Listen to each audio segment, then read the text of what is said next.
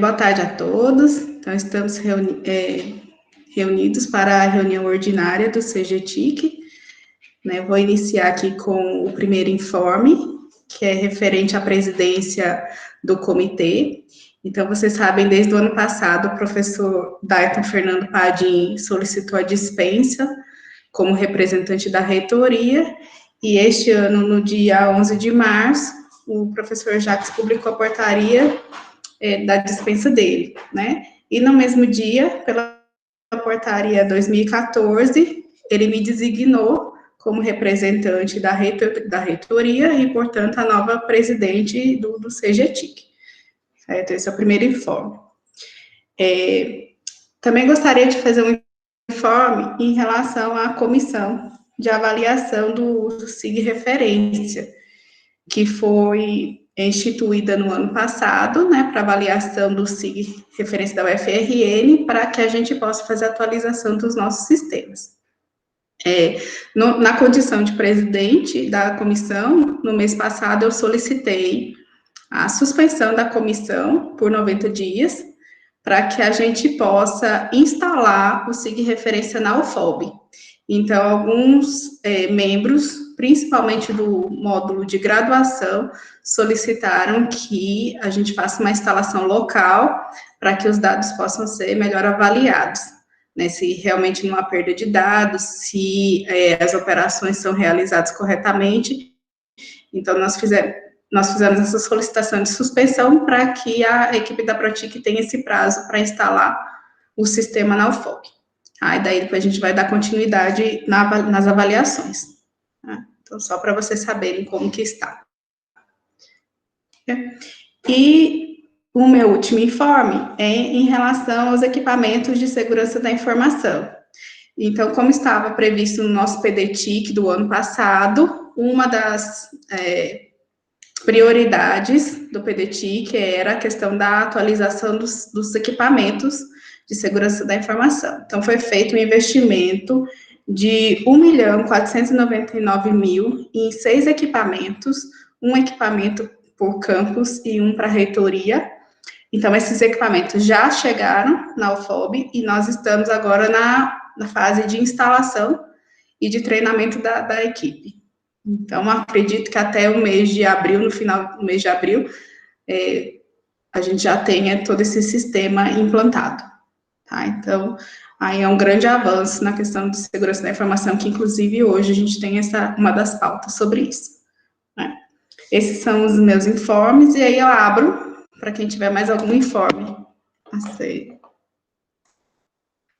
Por favor, se manifestem no chat, quem tiver informe.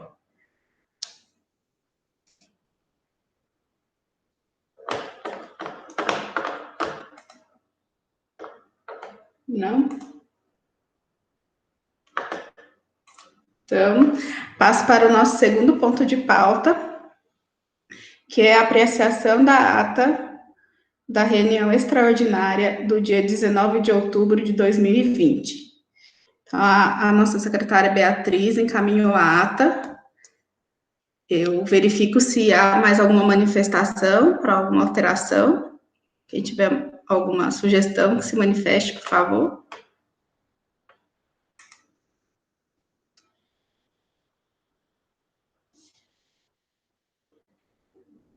Não?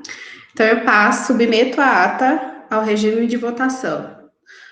Os que aprovam a ata, então, a ata extraordinária da reunião do dia 19 de outubro de 2020, permaneçam como estão. Votos contra ou abstenções se manifestem pelo chat. Né? Então, a ata aprovada por unanimidade. Nosso terceiro ponto de pauta. Deixa eu só abrir aqui. Composição da Comissão para a Elaboração de Política de Segurança da Informação. Em relação a esse ponto, eu queria só fazer uma apresentação rápida sobre o assunto para contextualizar.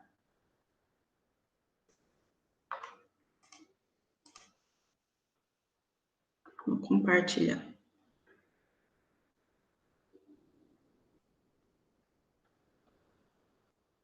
Todos visualizam a apresentação? Sim.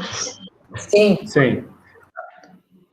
Então, o que é a política, né? E qual o objetivo da política? Então, a política de segurança da informação, ela tem o objetivo de estabelecer diretrizes estratégicas, as responsabilidades, competências, normas e procedimentos de uso, visando assegurar a disponibilidade, integridade, confidencialidade e autenticidade dos dados, informações, sistemas, documentos, correspondências e publicações, bem como seus repositórios ou meios de armazenamento, reconhecidamente necessários ao desempenho das atribuições da instituição, contra ameaças que possam comprometer seus ativos ou sua imagem institucional.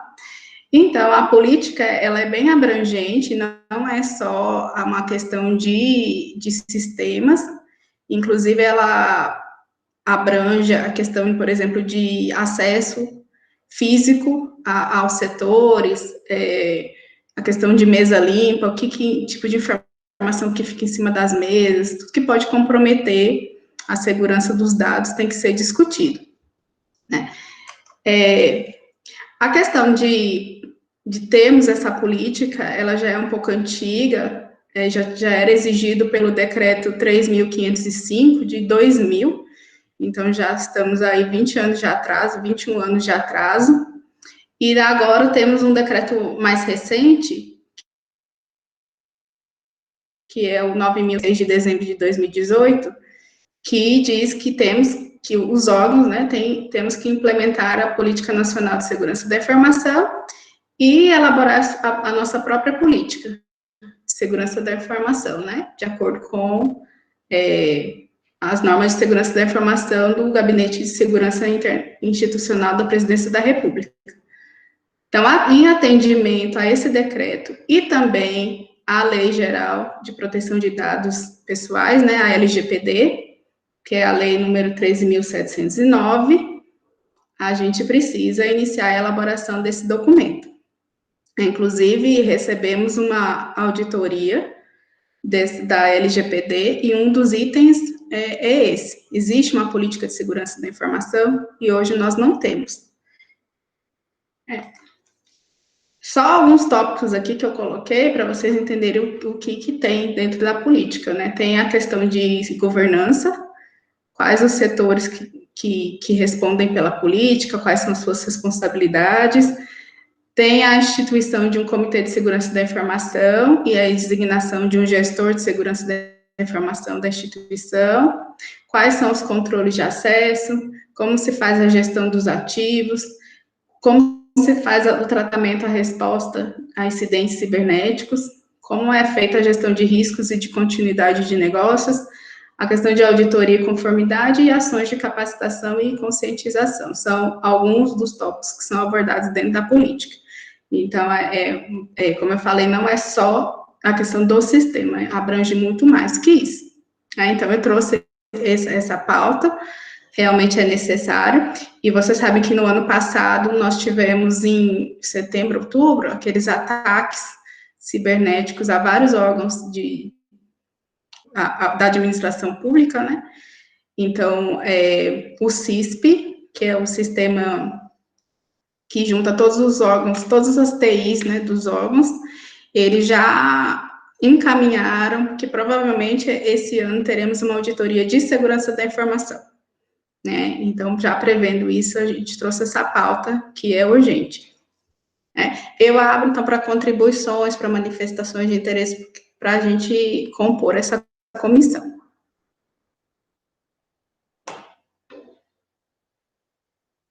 Alguém?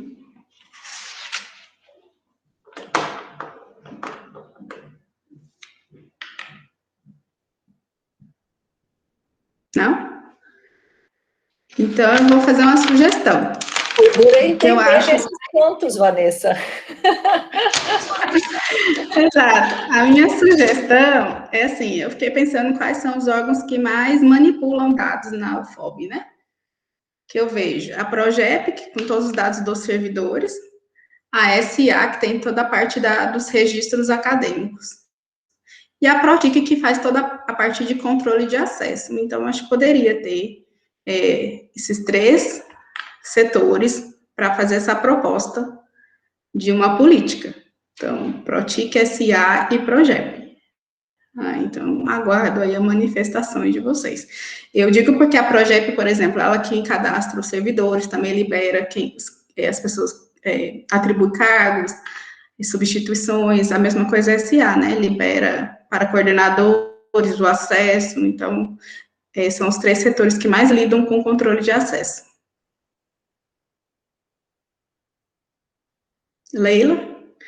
Cleiton? Estou de acordo também. Pronto, então acho que fica encaminhado. Juntamos nós, os 3 setores, e faremos uma proposta para apreciação do CGTIC. Ok? Alguém mais tem uma sugestão a acrescentar?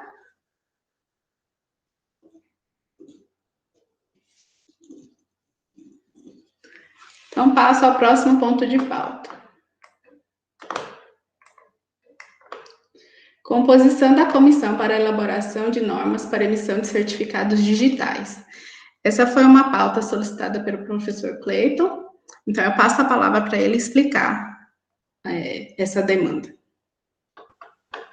Obrigado, Vanessa. Boa tarde a todos e a todas.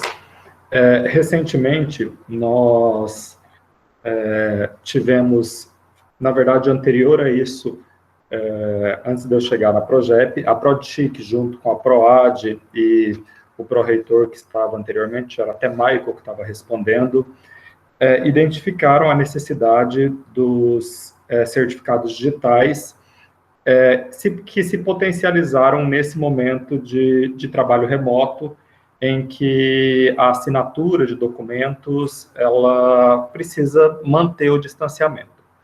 E aí, nesse contexto, a Protic, junto com a Proad, de maneira muito responsável e rápida, mesmo com todos os entraves, né, Vanessa, que nós tínhamos do vai e vem desse processo, instruíram o processo para a compra dos certificados digitais, considerando os níveis de assinaturas que nós precisamos dentro da UFOB. Então, nós temos um nível maior, que é necessário para acessar até alguns sistemas governamentais, um nível intermediário e um outro menor.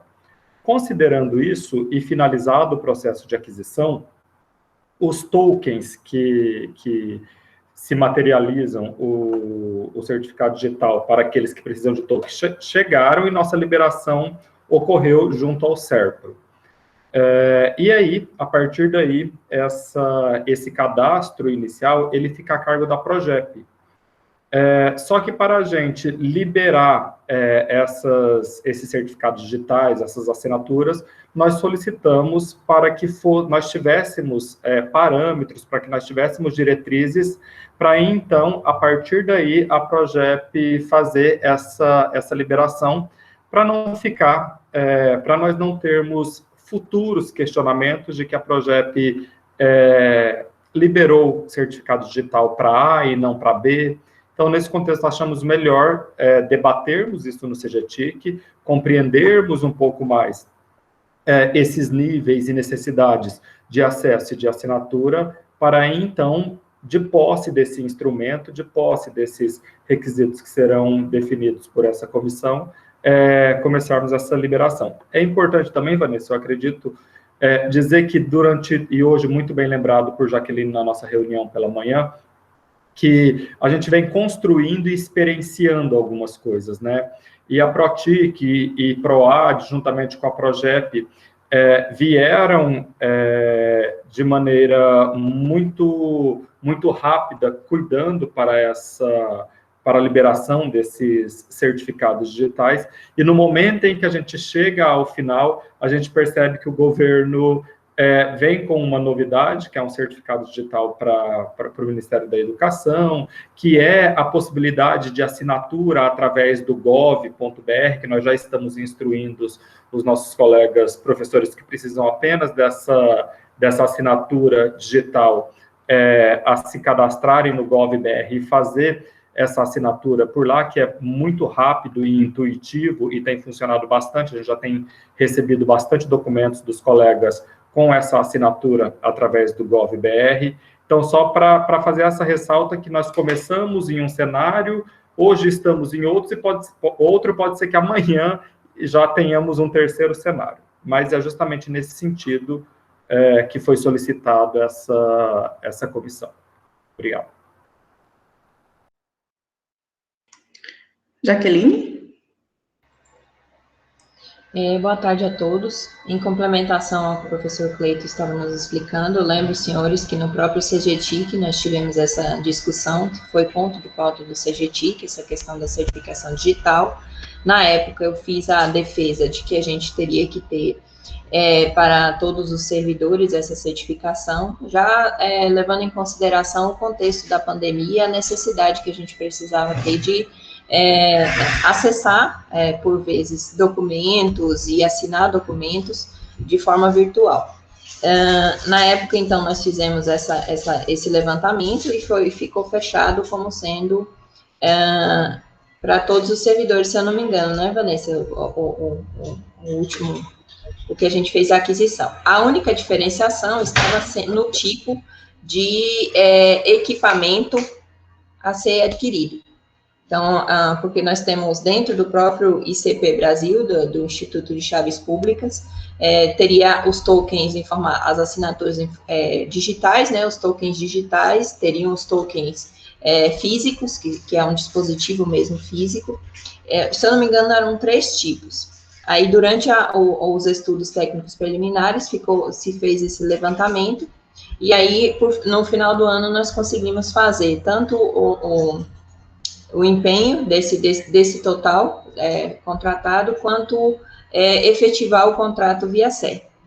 Nessa semana passada, o governo fez o lançamento do Certificado Digital Pessoal da Infraestrutura de Chaves Públicas para Ensino e Pesquisa, ICPE-EDU, ou ICP-EDU, perdão.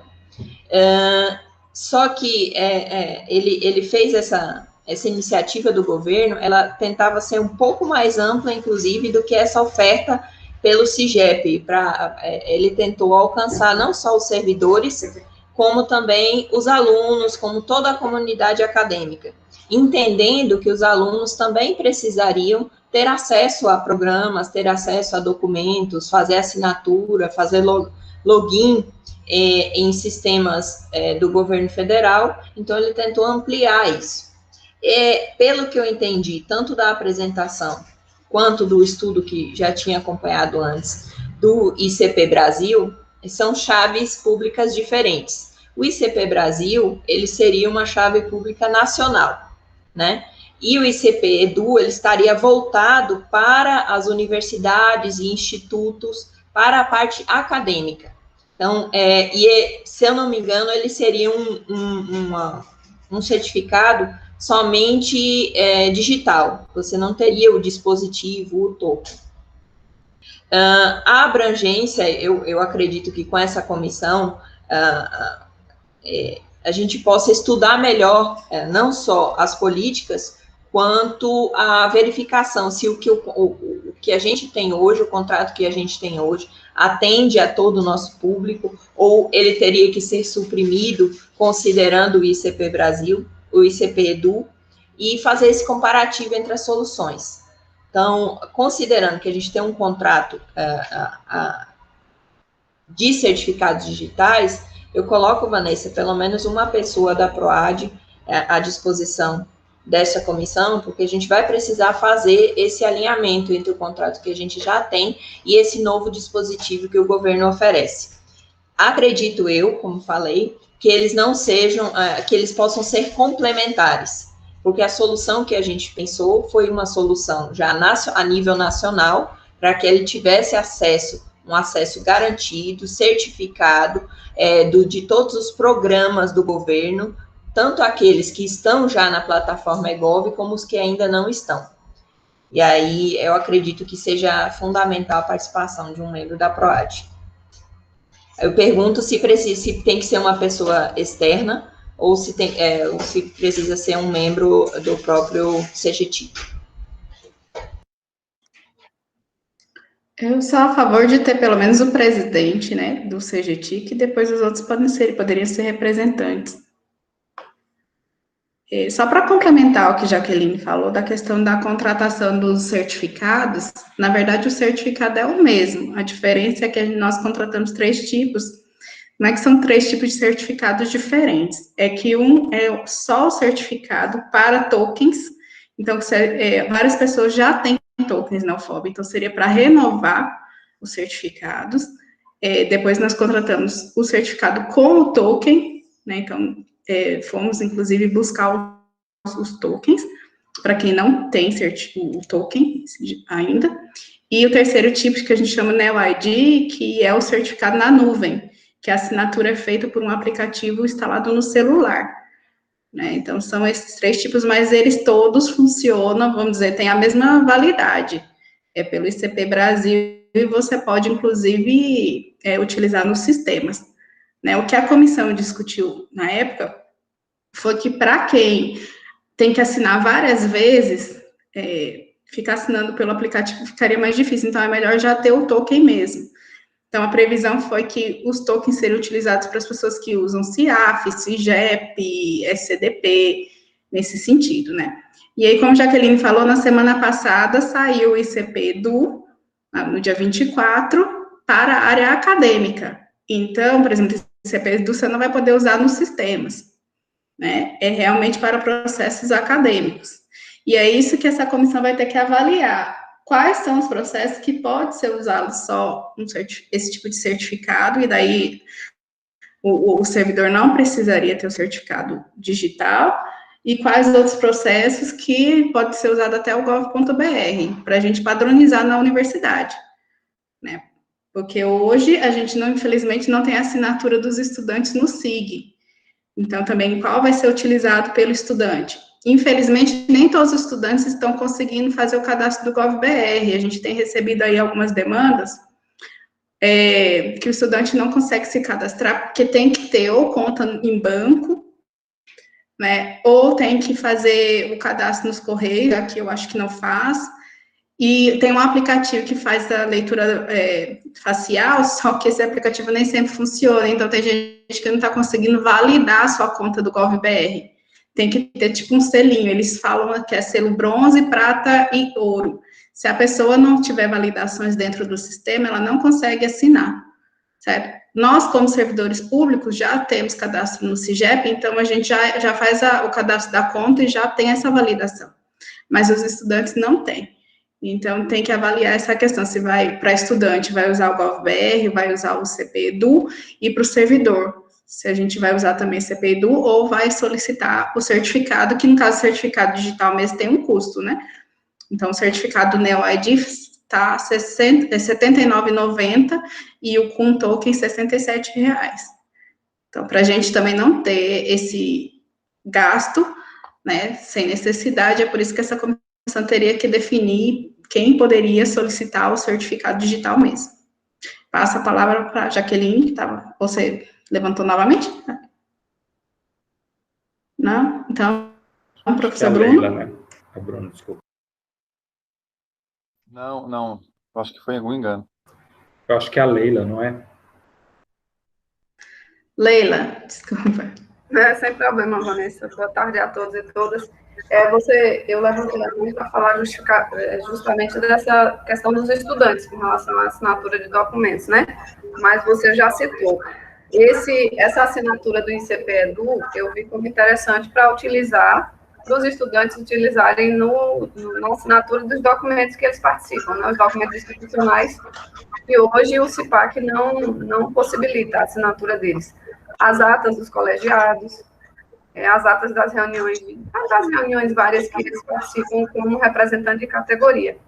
E aí, no final do ano passado, o gabinete, eu não sei se foi o gabinete ou se foi em conjunto com algum órgão colegiado, publicou uma portaria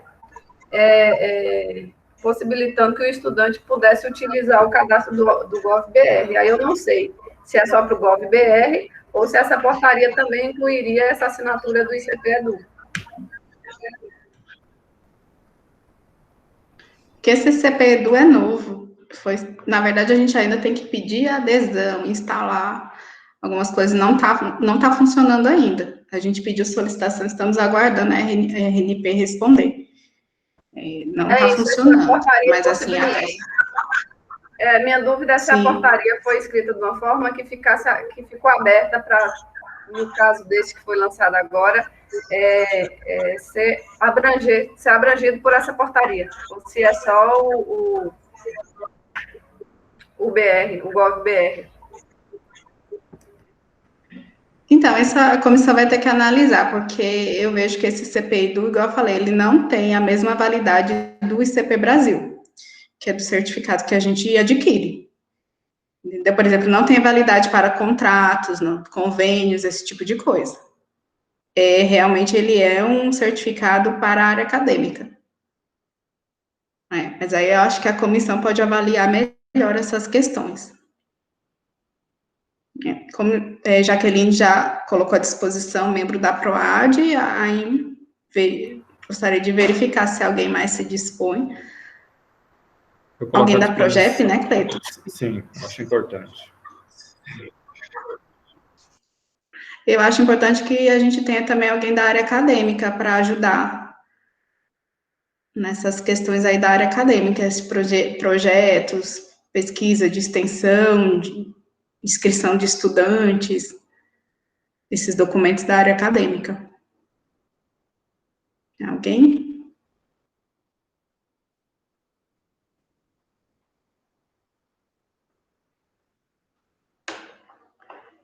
Cláudia?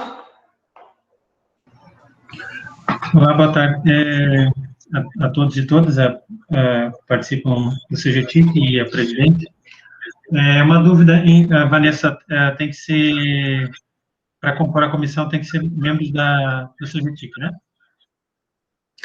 Então, Cláudia, na verdade, assim, a comissão do SIG mesmo, não. A gente colocou representantes, sim, né? Uhum. Eu vejo que, pelo menos, o presidente sendo do CGTIC e os outros poderiam ser representantes. Mas se você tiver um representante, já ajuda.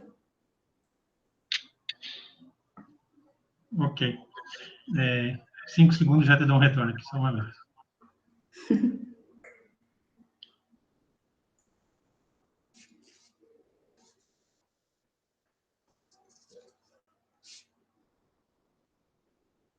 Inclusive, enquanto Cláudio está verificando, a comissão dos certificados digitais, essa foi uma discussão complexa em relação a esses projetos que a gente tem feito com agentes externos, instituições externas. Então, não sei se tem uma assinatura aí do docente direto com o órgão, ou se é a universidade através de convênio, quem que assina. Porque daí, nesse caso, se o docente assinar, aí, não sei se precisaria ter o certificado digital mesmo.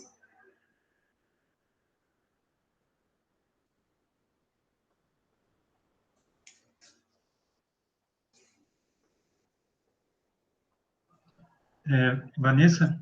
Oi. Nossa colega servidora Adna Luciana de Souza. Eu vou colocar aqui no chat, tá? Tá.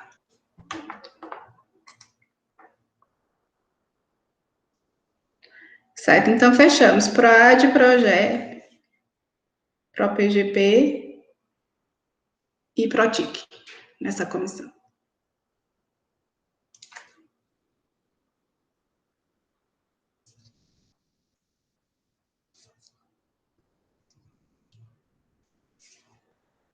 Ok.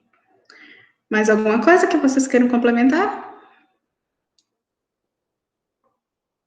Não? Então, finalizamos a pauta da reunião. Eu vou colocar essas comissões, a comissão da política, eu vou colocar 60 dias, que ela é um pouco mais longa, e essa dos certificados eu vou colocar 30 dias.